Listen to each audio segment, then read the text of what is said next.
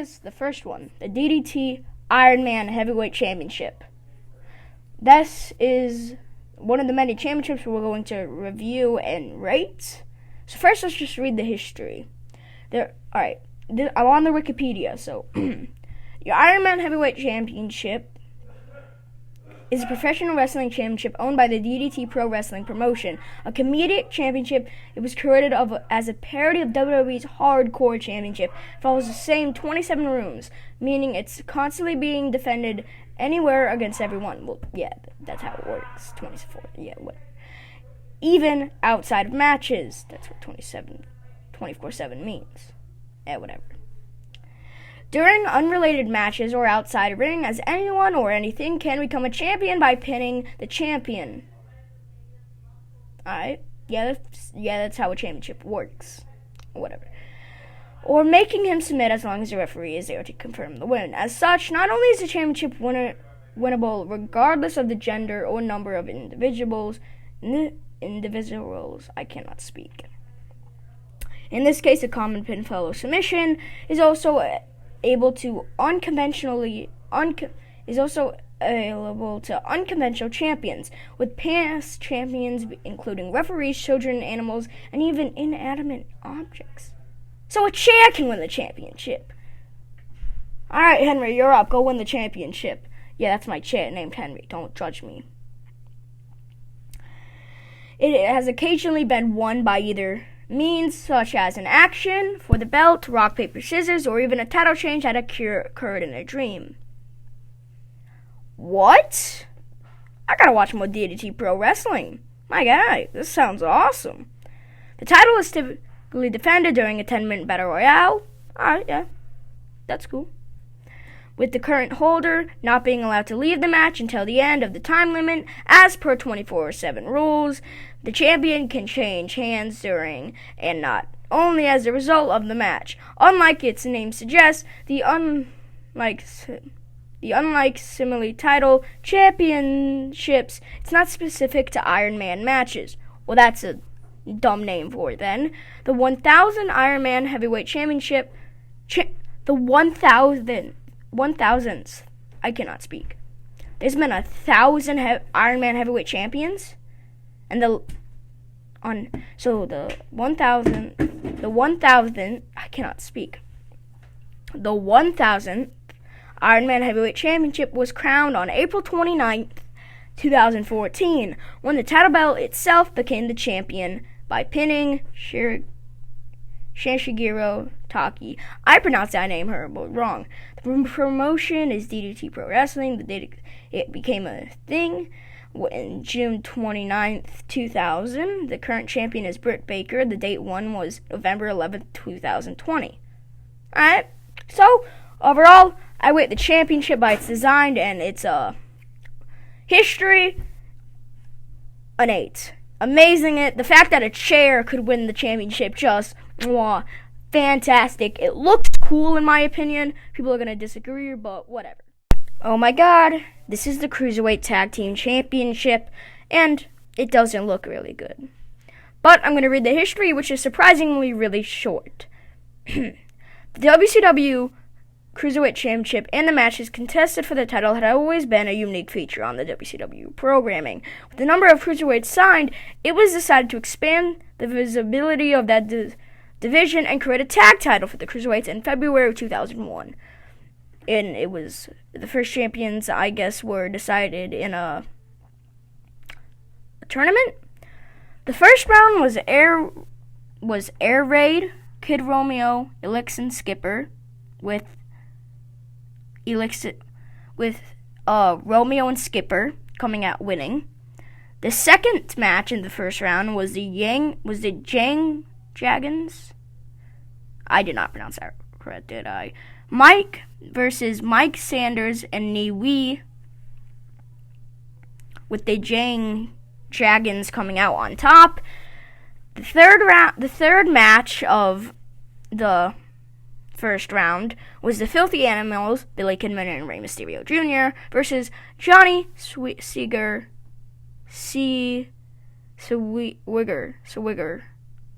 what? I don't know.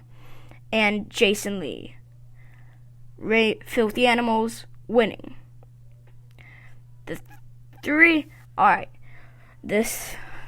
The fourth match of the first round was Evan Karigas and Sharon Moore versus Jason B and Scotty O. 3 count versus Jason B and Scotty O. 3 count winning. The first match of the semifinals was Skippy and Romeo versus the Jing Dragons, with Skipper and Romeo coming out on top. The second match of the semifinals was Filthy Animals versus 3 count, with Filthy Animals winning. And the last in the final round for the championship was Skipper Romeo versus the Filthy Animals, with Skipper and Romeo coming out on top, winning the championship.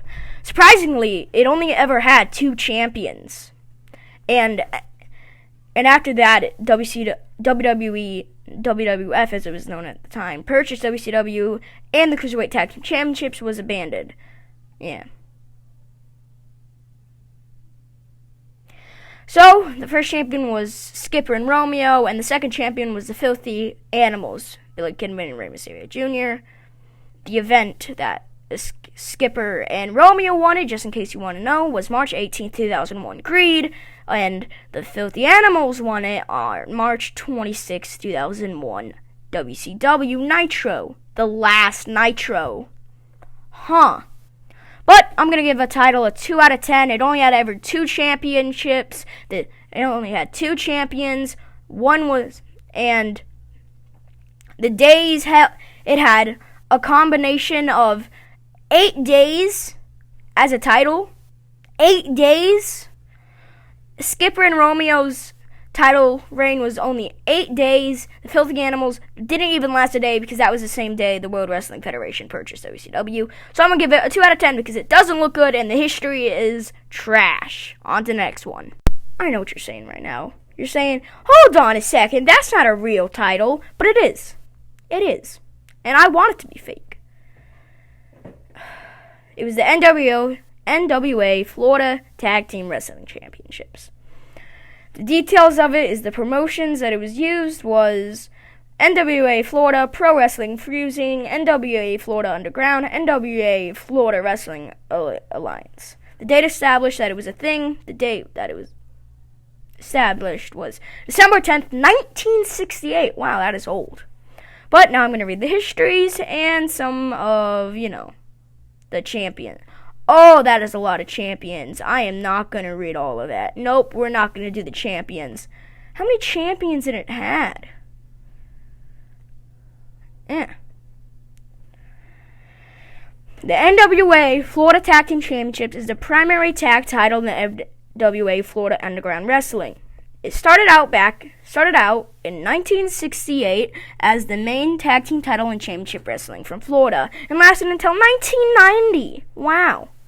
When it was abandoned, it was picked back up. In 1997. So 7 years after they abandoned it, they picked it back up by NWA Florida, where it was a primary tag title until June 2005. When the company shut down in August 2009, the title was picked up again by Florida-based Pro Wrestling until 2011. NWA Florida Underground transformed its FUW Tag Team Championships to the NWA Florida Tag Team Championships in 2012. So, is it still going? So, it's still a thing. Please tell me they remade the model. Or maybe did it end in 2012? Because 1968 to 2012 as a championship, that's impressive. I'm not going to lie. The title history, blah, blah, blah. I'm just going to name the first championships. The first champions with December 10th, 1968, the Medics, Barry Garrett and Jim Starr. The event is a CWF show. Location, Tampa, Florida. The reign, they had 1 reign. The date, or maybe they had 2 reigns. So they got it, vacated it. So they've had 3 reigns. Just the first 3 reigns were all them. They didn't lose it. They vacated it got it again, vacated it, and got it again. So overall, 41 plus 18, that's 50, that's 60 plus 70.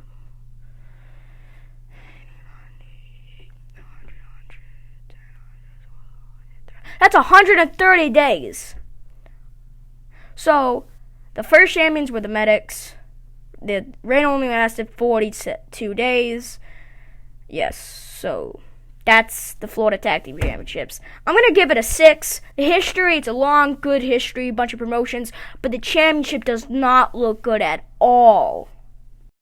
I know what you're saying right now. Hey, that's not a real championship, but it is. 1985 was established in August 18th, 1985. It was retired in January 22nd, 1986. And now I'm going to read the history from Wikipedia. In August 1985, the World Wrestling Federation took over the Montreal-based International Wrestling promotion.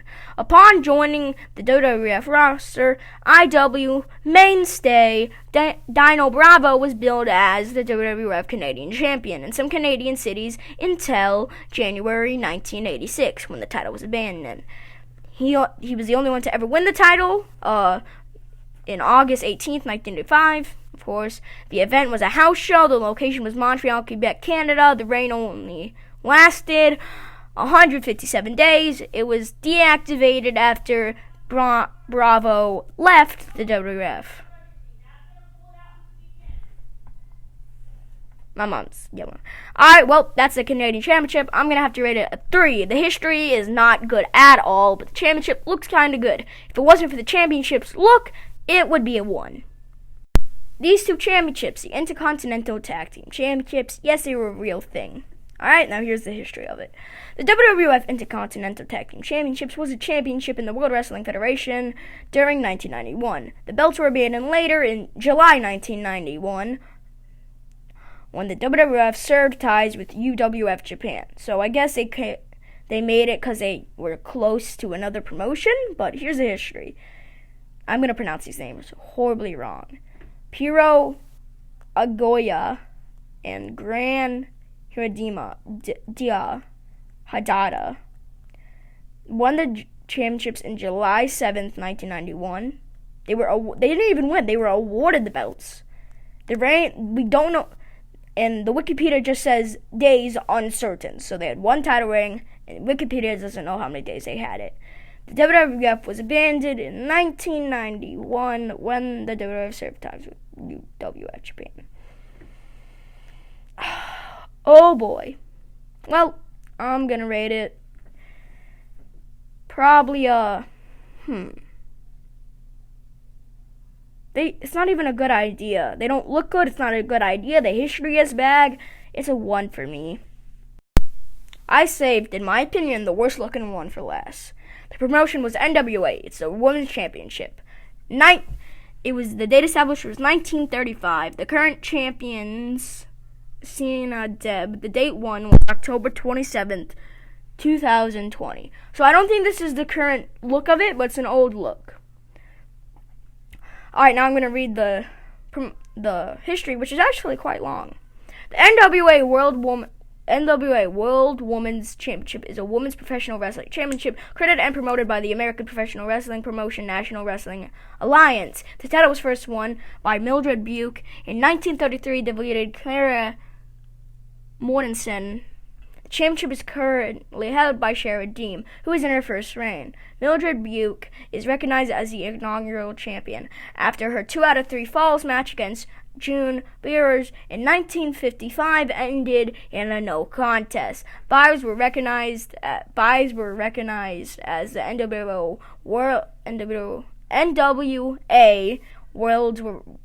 World Women's Championship. Man, this is a tongue twister to read this fast. And Buick created the WWA World Championship and was recognized as its first champion. Upon June Bai's retirement, it was primarily and operated by Lila Einstein,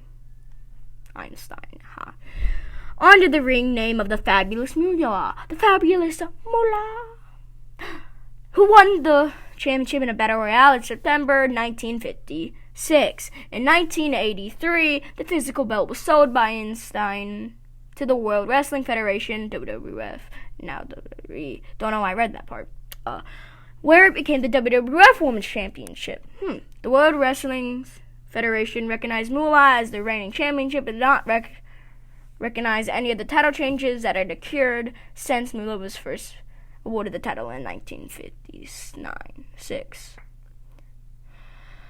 The NWA's woman title continued its lineage after Moolah's belt was purchased and renamed by the WWF. The Fabulous Moolah had held the title more times than any other wrestler, with a total of 5 reigns. She also has the longest reign of 3,651 days. That's like longer than Bruno Sammartino's run with the WWE Championship. WWF, as it was known back then, but still. And it's the oldest champion after winning the title at 55 years old. Mila Haska has the shortest reign at 1 day. Leah Reina de Corazones is the youngest champion after winning the title at 21 years of age. Overall, the title has been held by 25 different women for a total of 35 reigns. Via various partnerships, the NWA's World Championship has been defended in other promotions. And I'm out of breath. Alright. Well, I stuttered and missed up words a lot there. Please excuse me. I haven't talked in a mic for a lot. Okay. There's way too many championship people for me to list all the champions. Maybe I could. No, I'm not going to do it. So, I'm going to give it a 6. It looks horrendous. I don't like the look of it. It looks bad. It looks like a good belt, but the one thing that ruins it is the picture in the middle. Don't put a picture of the champion in the middle. That's what made the spinner belt worse when Edge put the Rated R logo in the middle of it. Don't do that. But the history is really it has a legendary history, a lot of champions. It's an old title. Lovely to hear.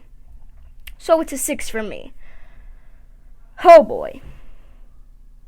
I gotta go take a nap.